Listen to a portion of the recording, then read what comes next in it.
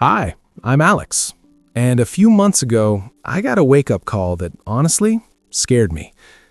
During a routine checkup, my doctor looked at my blood test and said something I wasn't expecting.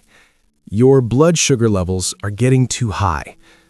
I wasn't officially diabetic yet, but I was very close. And the first thing I thought was, does this mean I have to stop eating fruit? Because like many people, I always believed fruits were full of sugar and bad for blood sugar. But my doctor told me something interesting. He said, fruits aren't the problem. Choosing the right fruits is what matters. So I started learning about something called the glycemic index. The glycemic index basically tells you how fast a food raises your blood sugar.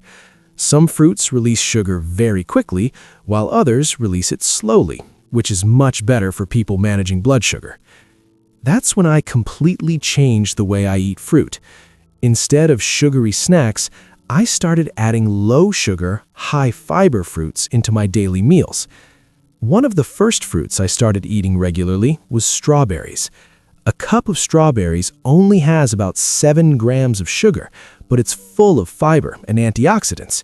It satisfied my sweet cravings without causing big spikes in my blood sugar. Then I added blueberries to my breakfast. Blueberries are packed with antioxidants, and even though they have some natural sugar, the fiber slows down how quickly that sugar enters the bloodstream. But the real surprise for me was raspberries and blackberries. These fruits are incredibly high in fiber. Raspberries, for example, only have about 5 grams of sugar per cup, but they're rich in vitamins and nutrients. I also started eating more citrus fruits, like oranges and grapefruits. They contain fiber and vitamin C, which helps your body process sugar more steadily. And occasionally, I enjoy apricots and peaches, but in moderate portions. Another thing I learned quickly was that fresh fruit is always better than processed fruit. Fruit juices, canned fruits, and processed snacks often contain added sugars that spike blood sugar levels much faster. So I stick mostly to whole, fresh fruits. But here's the most important lesson I learned. It's not just what fruit you eat, it's how you eat it. For example, I stopped eating fruit alone. Instead, I pair fruit with protein or healthy fats. Sometimes I eat an apple with almonds or berries with Greek yogurt. That combination slows down sugar absorption and keeps my energy stable for longer. I also pay attention to portion sizes.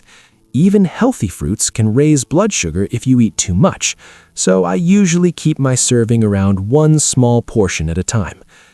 After a few months of making these small changes, something surprising happened. My next blood test showed my blood sugar levels were much more stable. Not perfect overnight, but definitely improving. And the best part? I didn't have to give up fruit. I just had to choose the right ones. So, if you're trying to manage blood sugar, remember this. Fruits like berries, oranges, grapefruits, apricots, and apples can actually be a part of a healthy diabetic diet. Just choose low glycemic fruits, eat fresh instead of processed, control your portion sizes, and pair them with protein or healthy fats. Sometimes small changes make the biggest difference. And if my story helped you, don't forget to subscribe for more simple health tips, because sometimes the solution to better health is simpler than we think.